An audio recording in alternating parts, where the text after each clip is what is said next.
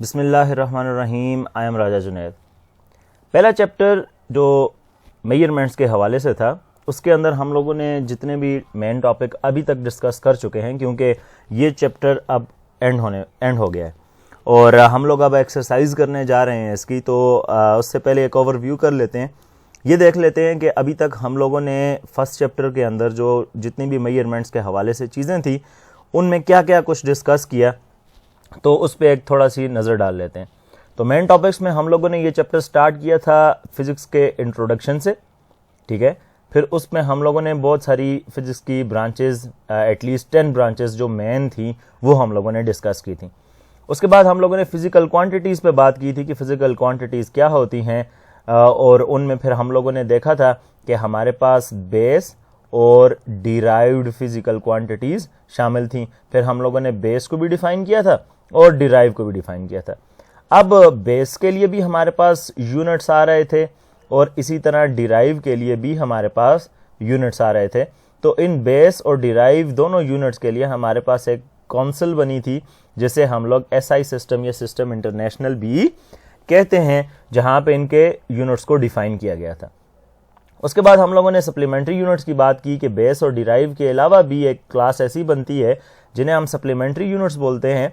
वो इस वजह से क्योंकि वो यूनिट्स जो हैं वो ना बेस में आते हैं और ना डिराइव में आते हैं, तो उन्हें सप्लीमेंट्री यूनिट कहा जाता है। तो ये भी हम लोग ने डिस्कस कर लिया था। फिर साइंटिफिक नोटेशन पे बात की थी कि अगर आप लोगों के पास कोई नंबर बहुत ज़्यादा बड़ा है या आप लोगों के पास कोई बहुत ही स्मॉल नंबर है, ठीक है, बहुत छोटा नंबर है, तो उसको लिखने का तरीका पावर ऑफ 10 में हम लोग कैसे लिख सकते हैं। तो आप लोगों को याद हो mantissa multiply by 10 raise to the power हम लोगों ने n किया था, तो हमने कहा था ये एक्सपोनेंट है, और वो सारी चीज़ें हम लोग ऑलरेडी डिस्कस कर चुके हैं। इसी तरह फिर conventions for indicating SI units, फिर एसआई यूनिट्स को हम लोग क्या कन्वेंशंस हैं, क्या रूल्स हैं, वो डिस्कस किए थे, ठीक है, यूनिट्स को लिखने के। फिर एरर्स पे बात की थी कि एरर क्या होता है और उसकी मुख्तलिफ हम लोगों ने टाइप्स पढ़ी थी, और साथ में हम लोगों ने काजेज़ भी डिस्कस किए थे कि कौन से ऐसे अवामिल हैं, कौन सी ऐसी चीज़ें हैं जिनकी वजह से एरर काज होते हैं। उसके बाद फिर हम लोगों ने सिग्निफिकेंट फिगर्स पे बात की थी कि सिग्निफिकेंट फिगर्स क्या हैं। फिर राउंडिंग ऑफ नंबर पे बात की थी, बहुत बड़ा नंबर है तो उसे राउंड ऑफ करके up to certain decimal place तक हम लोग कैसे लिखेंगे। फिर प्रिसीजन और एक्यूरेसी के दरमियान में हम लोगों ने डिफरेंस समझा था, ठीक है, और उसी डिफरेंस की मदद से ही हम लोगों ने इन दोनों को समझने की कोशिश की थी। फिर हम लोगों ने एग्जांपल ली थी एक कि हमारे पास एक बोर्ड है जिसके ऊपर फायर कर रहे हैं, तो वहाँ पे डिफरेंट पैटर्न के हिसाब से हम लोगों ने प्रिसीजन और एक्यूरेसी को समझा था।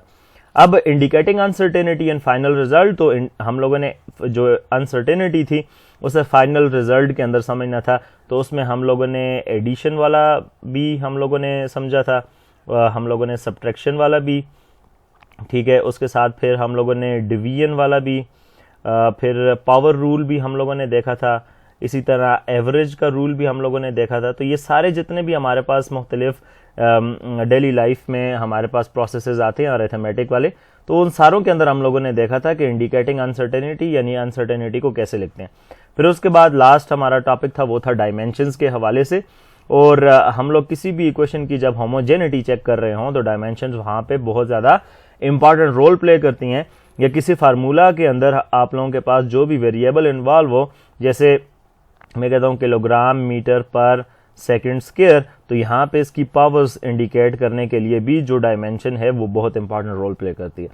तो अभी तक ये तो इनके अंदर सब टॉपिक्स भी हैं, मगर ये जो मेन टॉपिक्स थे वो हम लोगों ने यहाँ तक डिस्कस कर चुके थे। तो चलते हैं आज इस फर्स्ट जो चैप्टर है इसकी एक्सरसाइज की तरफ, और एमसीक्यूज देखते हैं और सॉल्व करते हैं और समझने की कोशिश करते हैं। अच्छा जी, जो पहला एमसीक्यूज है उसे देख लेते हैं।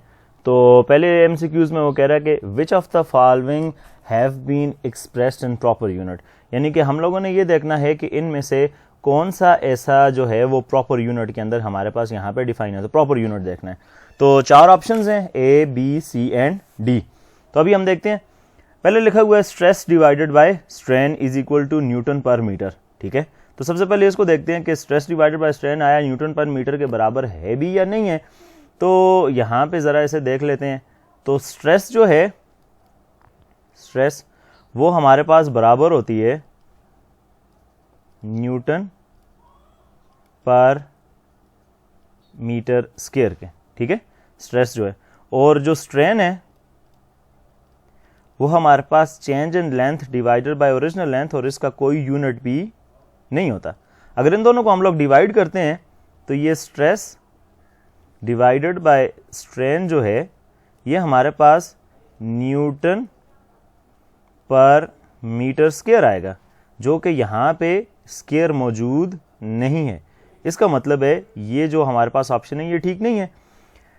सरफेस टेंशन, तो टेंशन जो है वो तो हमें पता है वो ऑलरेडी है, ये हमारे पास क्या है, फोर्स है। जब वो फोर्स है तो इसका मतलब है उसका यूनिट न्यूटन होना चाहिए था, और यहाँ पे ऑलरेडी हमारे पास क्या इन्वॉल्व है, मीटर, तो लिहाजा ये वाली ऑप्शन भी गलत है, ठीक है, पहली ऑप्शन भी गलत हो गई।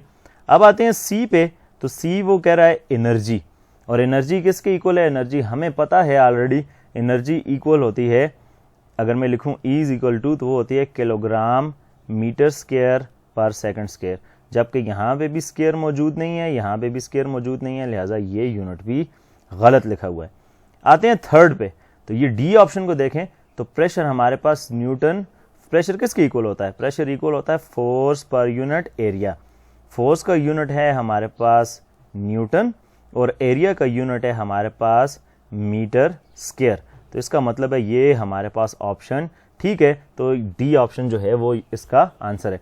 आप इसे ऐसे भी लिख सकते हैं, यहाँ पे मैंने इस तरह लिखा हुआ है, तो ये ऐसे भी लिखने हो सकता है न्यूटन और मीटर पावर -2, तो दोनों बातें ठीक हैं, ये भी ठीक है, ये भी, ये स्लैश करके नीचे लिखा हुआ है और ये इसे ऊपर ले आए तो ये माइनस हो जाएगा। चलते हैं नेक्स्ट MCQ पे। अच्छा जी, अभी कह रहा है विच of the following correctly express the SI unit of pressure, यानी कि SI यूनिट जो है वो प्रेशर का, ये चार ऑप्शंस हैं A B C D, तो इनमें से कौन सा करेक्टली रिप्रेजेंट कर रहा है, तो अभी इस पर जरा सी बात करते हैं। और इसके लिए आपको रिकॉल करना पड़ेगा, हम लोगों ने जो SI यूनिट्स को लिखने के लिए कन्वेंशंस डिफाइन की थी। सबसे पहले इधर देखें तो न्यूटन पर मीटर स्क्वायर है, तो ये यूनिट तो हमें देखने में ठीक लग रहा है, मगर आप लोगों को अगर याद हो तो मैंने आप लोगों को ये बताया था कि जब भी कोई भी यूनिट किसी साइंटिस्ट के नाम पे हो और अगर वो पूरा लिखेंगे तो हम लोग उसे स्मॉल से लिखेंगे, ना कि कैपिटल से, और अगर खाली हम लोग इसका सिंबल लिखेंगे तो न्यूटन के लिए हम लोग कैपिटल N, लिहाजा ये कैपिटल से लिखा हुआ है तो इसे हम लोग क्रॉस करेंगे, ये ठीक नहीं है। और ये यूनिट तो ऑलरेडी ठीक है ही नहीं, क्योंकि न्यूटन स्क्वायर पर मीटर है, तो ये तो यहीं से गलत हो गया, हमें पता है प्रेशर का ये यूनिट नहीं है। पास्कल अगर स्मॉल p से लिखा होता ना तो फिर हम लोग कुछ इसे कंसिडर करते, मगर ये भी कैपिटल से है, लिहाजा ये वाला भी ठीक नहीं है। इसको देखें तो न्यूटन भी स्मॉल है और मीटर स्क्वायर भी स्मॉल है, तो न्यूटन पर मीटर स्क्वायर, तो हमारे पास ऑप्शन यहाँ पे जो करेक्ट है वो है ऑप्शन नंबर डी। अब देखें, अगर हम लोग उन जो कन्वेंशंस हैं उनको मैं रिकॉल ना करता तो कुछ बच्चे कह देते कि ये वाला भी ठीक है, कुछ कहते ये वाला ठीक है, कुछ कहते ये वाला ठीक है, तीनों ठीक है। तो अक्सर आप लोगों में से कहते कि सर यहाँ पे ऑप्शन गलत है। ऑप्शन गलत नहीं है, यहाँ पे थोड़ा गौर करना पड़ता है चीज के ऊपर, थोड़ा टाइम लिया करें 5-10 सेकंड, थोड़ा सोचा करें उस पर, उसके बाद आप लोगों को वो चीज एकदम से क्लियर हो जाएगी कि क्या है। जब भी आप लोगों के पास कोई भी MCQ आए तो उसके रिस्पेक्टिव आप लोगों ने वो जो टॉपिक हम लोगों ने डिस्कस किया था एकदम उस पर जाएं और सोचा करें। जैसे यहाँ पे बात हुई कि correctly express the SI unit, तो आप लोगों ने एकदम से जो सिस्टम इंटरनेशनल की तरफ से कन्वेंशंस डिफाइन है उनको सोचना था। तो चलते हैं नेक्स्ट MCQ पे।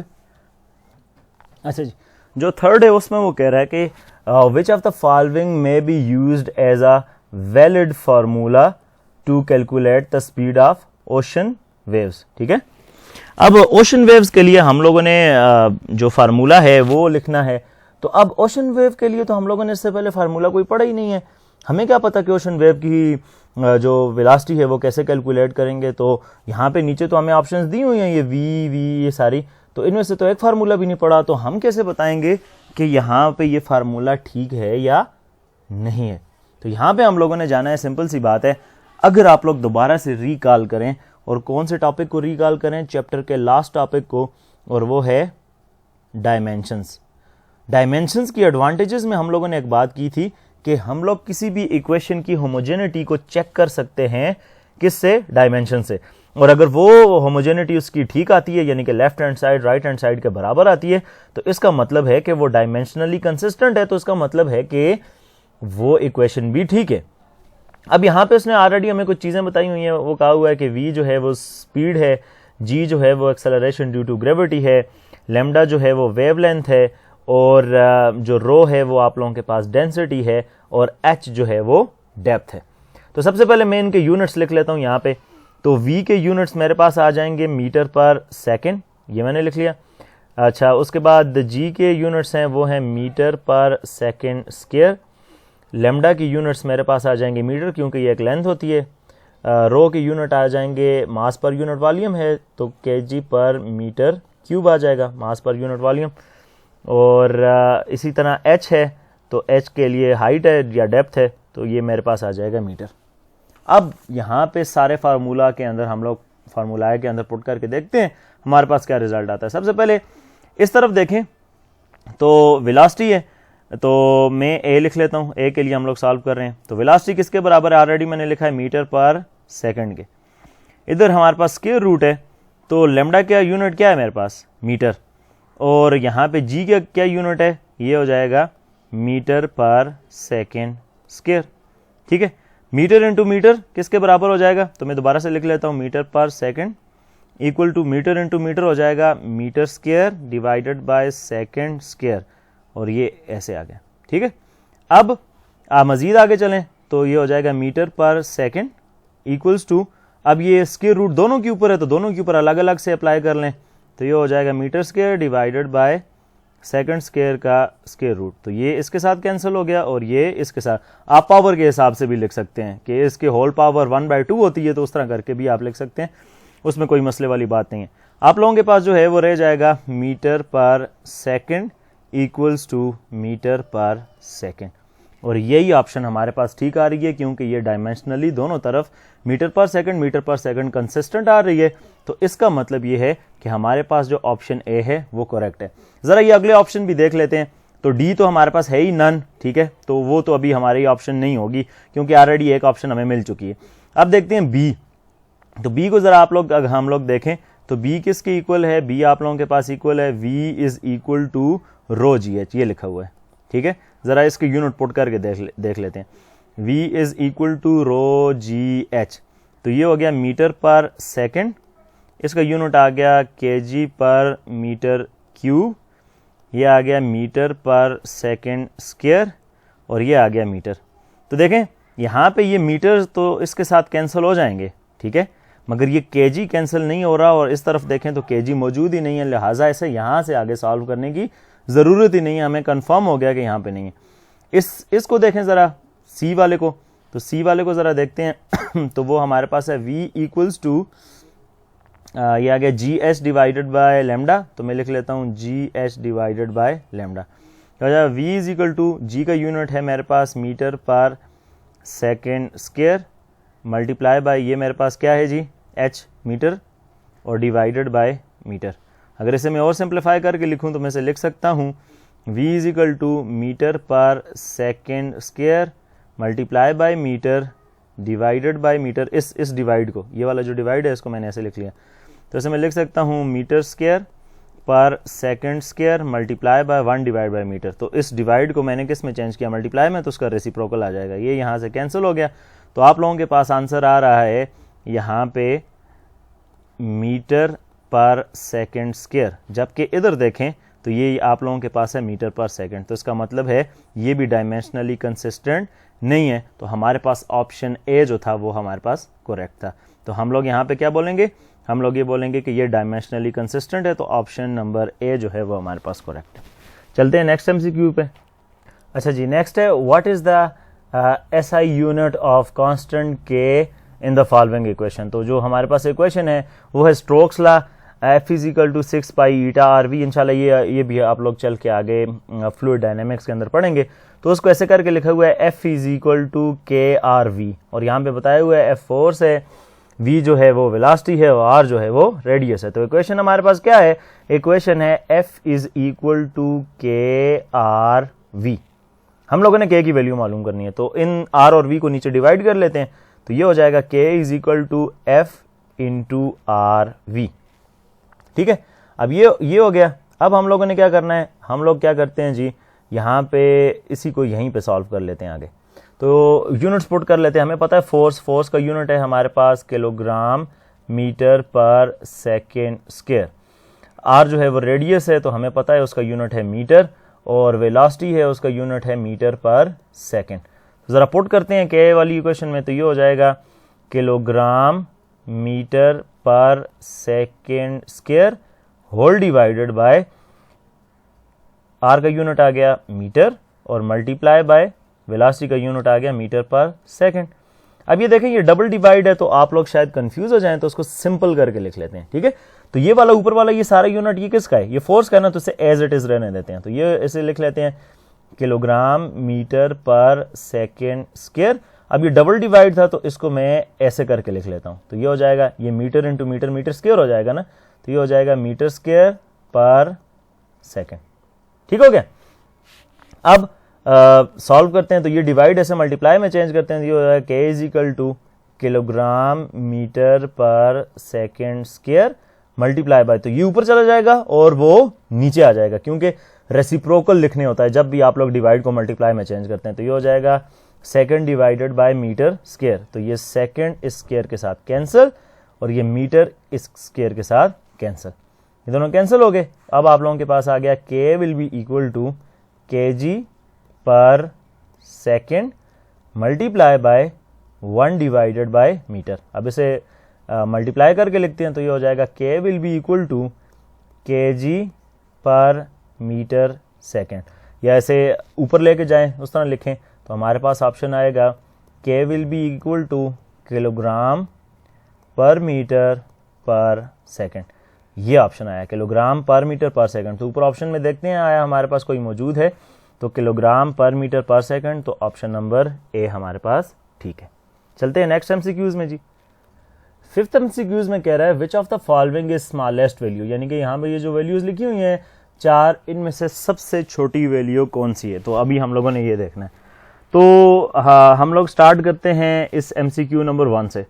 तो इस एमसीक्यू नंबर 1 को अगर हम लोग सॉल्व करें, तो ये हमारे पास आता है 1 मिलीमीटर मल्टीप्लाई बाय 1 पिकोमीटर। ठीक है, अभी अगर इसको सॉल्व करें तो 1 मिली जो है वो हमारे पास इक्वल होता है मिली 10⁻³ के, और इसी तरह जो हमारे पास 1 पिकोमीटर है वो हमारे पास इक्वल होता है 10⁻12 मीटर के। ठीक है, अब बेसिस सेम है तो पावर z हो जाएंगी, तो ये हो गया 1 मल्टीप्लाई बाय 10⁻12 और -3 कितना हो जाएगा दोनों, क्योंकि साइन सेम है, तो ये हो जाएगा -15 मीटर। चलें जी, ये हमारे पास एक ऑप्शन आ गया। इसको अभी ऐसे ही रहने देते हैं, ठीक है, क्योंकि अभी हमें नहीं पता ना, अभी मजीद आगे भी सॉल्व करने हैं तो हम लोग ज़्यादा। तो अब इसमें आ जाते हैं, तो ये हमारे पास आ गया एक है सेंटी और एक तरफ है हमारे पास किलो। तो ये हो जाएगा, अगर ऑप्शन नंबर बी को सॉल्व करूं तो ये हो जाएगा 1 multiply by 10⁻² metre multiply by 1 multiply by 10⁻³ metre. जब इसे सॉल्व करेंगे तो ये हो जाएगा 10⁻³ - 2, तो ये हो जाएगा हमारे पास 1 मल्टीप्लाई बाय 10 मीटर। ये बड़ी वैल्यू है, इससे तो बहुत ही ज़्यादा बड़ी वैल्यू है। सी में आते हैं तो वो हमारे पास है नैनो, और हमें पता है नैनो की वैल्यू जो है 1 नैनोमीटर मल्टीप्लाई बाय 1 मीटर। तो 1 मीटर के साथ और कोई वैल्यू हमारे पास है ही नहीं। हम लोगों ने सिर्फ क्या करना है, हम लोगों ने नैनो की वैल्यू यहाँ पे उठा के पुट करनी है। तो नैनो की वैल्यू पुट करते हैं तो वो हमारे पास हो जाएगा 10⁻⁹ तो 1 multiply by 10⁻⁹ metre multiply by 1 metre, तो ये हो जाएगा 1 मल्टीप्लाई बाय 10⁻⁹ मीटर। ठीक है, ये आ गया। अच्छा जी, नेक्स्ट चलते हैं, ऑप्शन नंबर डी है लास्ट। ठीक है, सी भी हो गया, और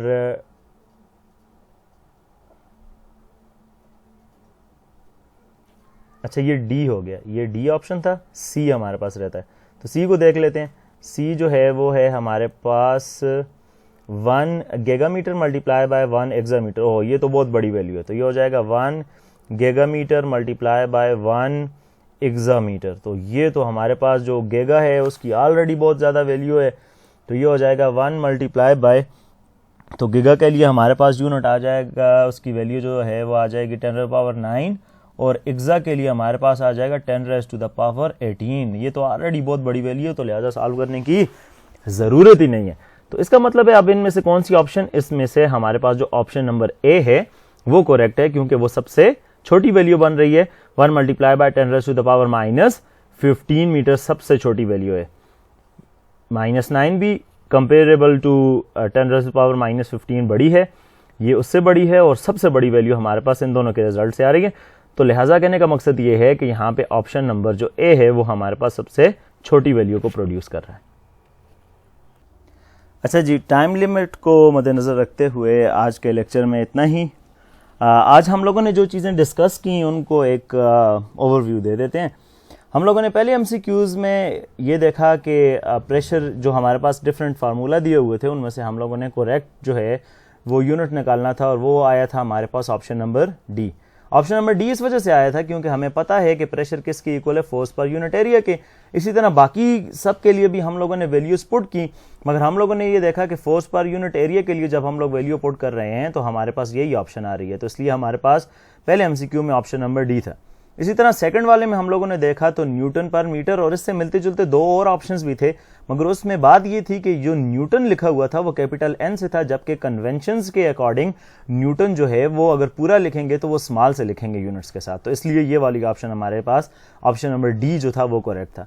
इसी तरह जो ऑप्शन नंबर 3 है उसमें हमें सी की वेव्स की वेलोसिटी मालूम करनी थी, मुख्तलिफ फार्मूलाए दिए हुए थे। हम लोगों ने डायमेंशनली उसे कंसिस्टेंट करने के लिए हम लोगों ने डायमेंशंस का यूज लिया, और हम लोगों को पता चला कि ये वाला जो ऑप्शन नंबर ए है वो डायमेंशनली कंसिस्टेंट है, लिहाजा डायमेंशंस यहाँ पे डायमेंशंस ने हमें हेल्प किया। उसके बाद जो हमारे पास नंबर 4 था उसके अंदर हम लोगों ने सोल्यूशन करना था, मुख्तलिफ हम लोगों को इसी तरह ऑप्शंस दी हुई थी, और उसमें यह बताना था कि करेक्ट यूनिट जो के की वैल्यू है स्टोक्स लॉ में वो कौन सी आ रही है। तो हम लोगों ने उसे सॉल्व किया, और सोल्यूशन ने हमें जो फाइनल रिजल्ट किया उसको जब हम लोगों ने टैली किया तो ऑप्शन नंबर ए जो कि kg पर मीटर पर सेकंड की फॉर्म में हमें नजर आया। इसी तरह जो हमारे पास फिफ्थ था, फिफ्थ के अंदर हमें मुख्तलिफ प्रीफिक्सेस दिए हुए थे, जैसे ये 1 मिलीमीटर मल्टीप्लाई बाय 1 पिकोमीटर, इसी तरह 1 गीगामीटर मल्टीप्लाई बाय 1 एक्सामीटर। तो उन सबको सॉल्व करना था, प्रीफिक्सेस की जो 10 की पावर थी उन्हें सॉल्व करके देखना था कि इनमें से सबसे छोटा यूनिट कौन सा आ रहा है। तो हम लोगों ने जब देखा कि 1 मिलीमीटर मल्टीप्लाई बाय 1 पिकोमीटर करते हैं तो हमारे पास ऑप्शन आता है 1 मल्टीप्लाई बाय 10⁻⁻15, जो कि कंपेरेबल उन 4 ऑप्शंस में से सबसे छोटा ऑप्शन ये था। एक सबसे बड़ा ऑप्शन आ रहा था जो कि आ रहा था 1 multiply bye 10⁻9 multiply by 1 multiply bye 10⁻18, और एक आ रहा था हमारे पास 1 मल्टीप्लाई बाय 10⁻1। इसी तरह और भी ऑप्शंस थे, मगर सबसे छोटा ऑप्शन जो था वो 1 मल्टीप्लाई बाय 10⁻15 था। तो लिहाजा स्मॉलेस्ट प्रीफिक्स को हम लोगों ने उठाया, तो हम लोगों ने कहा कि ऑप्शन नंबर ए जो है वो ठीक है। आज के लेक्चर में इतना ही। आप लोगों ने यही जो मैंने आज MCQ किए हैं ये विद सोल्यूशन नीट लिख के मुझे वापस सबमिट करवाने हैं। जैसे मैंने रीजंस लिखे हुए हैं कि हर एक के लिए रीज़न क्या है, वो रीज़न भी आप लोगों ने इंडिकेट करना है और मुझे सबमिट करवाना है। इंशाल्लाह मिलते हैं कल इसी से आगे जो MCQs हैं उनके सोल्यूशन में। तब तक के लिए अल्लाह हाफिज़।